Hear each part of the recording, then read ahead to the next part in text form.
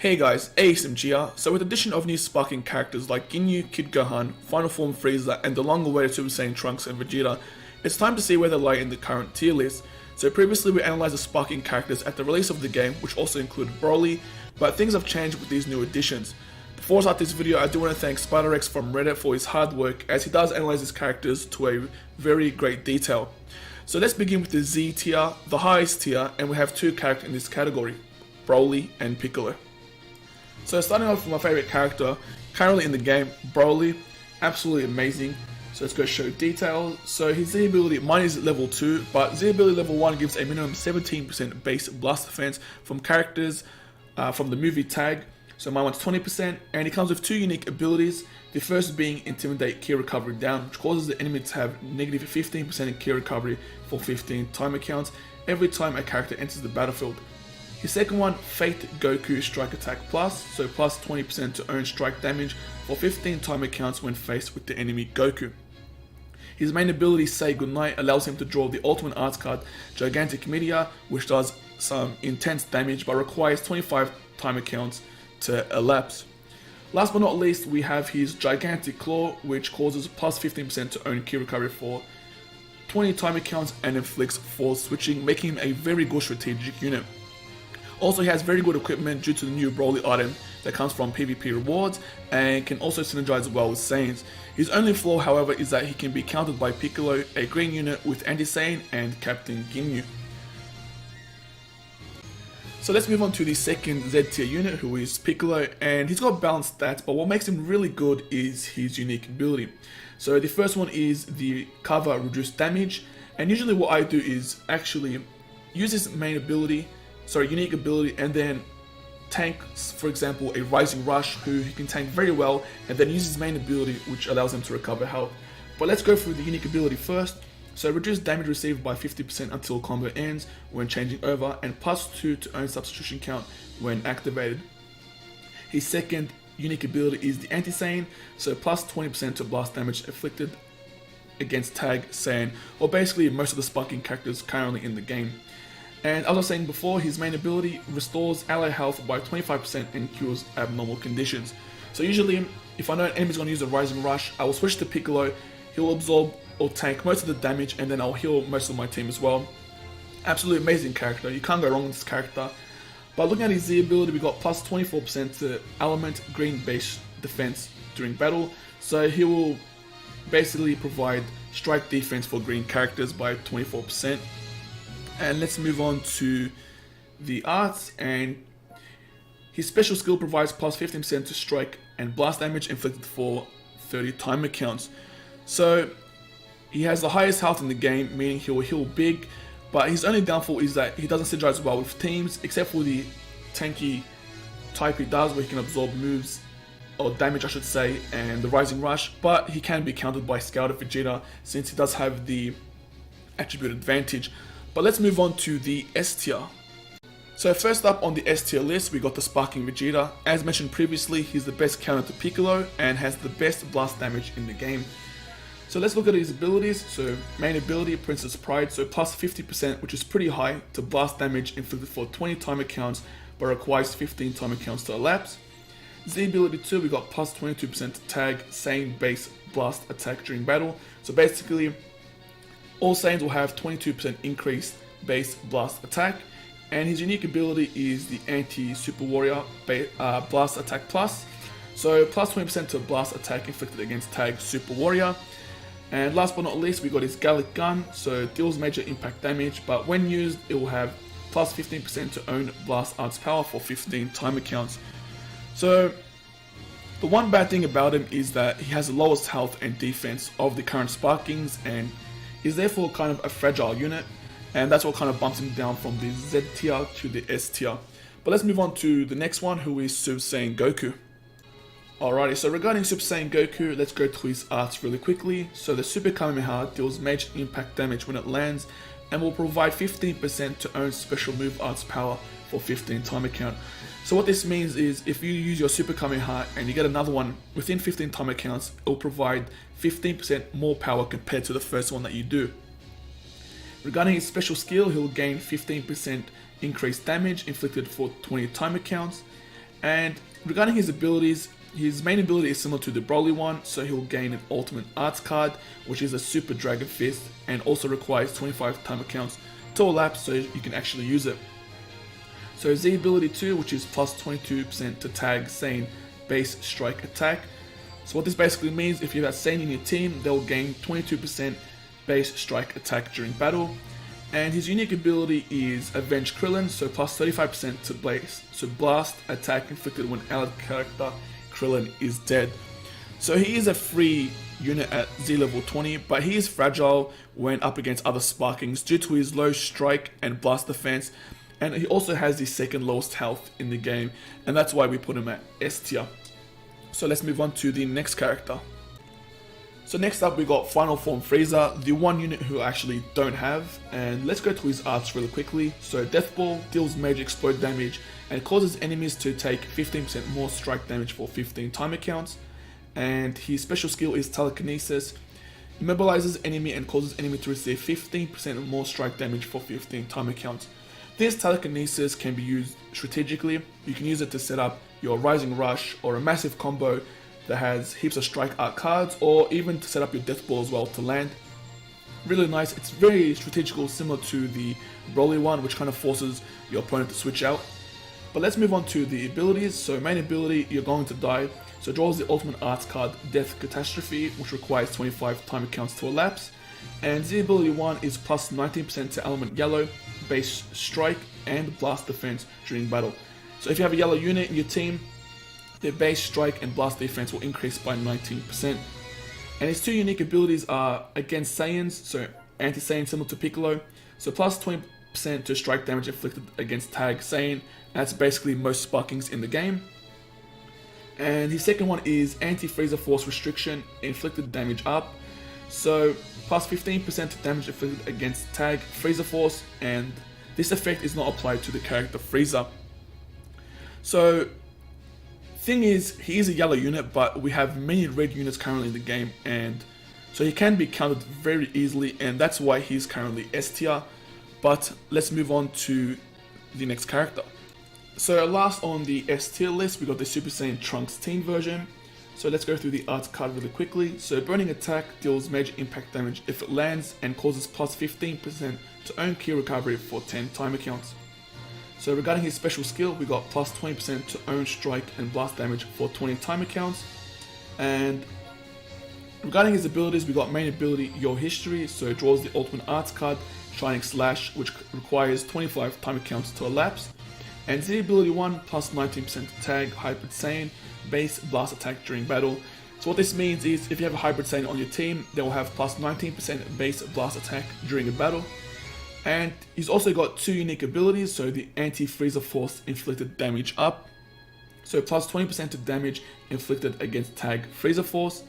And last but not least, we got cover reduced damage, so reduced damage received by 40% until combo ends when changing over, so similar to the Piccolo, and plus 10% to own damage inflicted for 15 timer counts, and you'll have a plus 3 to own substitution count when activated. So Trunks also has very good equipment, decent stats as well, but his only downfall is that there's not many Hybrid Saiyans in the game currently. We got Pan, Kid Gohan, and we got this Trunks obviously, but it's not enough synergy to keep him alive, or the hybrid team to be alive. So I guess we'll have to wait for more future characters such as Gotenks, the young Trunks, Goten, and who knows what else. But let's move on to the A list. So first up on the A tier list, we got Kid Gohan. So let's go through his art card really quickly. So his special move is the Masenko, and it deals major impact damage if it lands, and will cause plus 20% to own strike damage for 15 timer counts. His special skill is plus 20% to own strike and blast damage for 20 counts, which is really nice. So abilities, main ability is the Will to Fly, so plus 50% to strike damage inflicted for 15 timer counts. Plus 50% is really huge, similar to the Scout of Vegeta, but with blast damage, and this requires 15 timer counts to elapse. So Z ability 2, so plus 17% to tag Mixed Blood Saiyan, max base health during battle. So basically a hybrid Saiyan. So if you have Trunks in team, for example, he'll gain plus 17% to max base health during battle. And this Kid Gohan does have two unique abilities, the first one being Double Team Strike Attack Plus. So plus 20% to strike damage inflicted when 3 battle members are left. So it's quite ideal to keep this Gohan or use him first.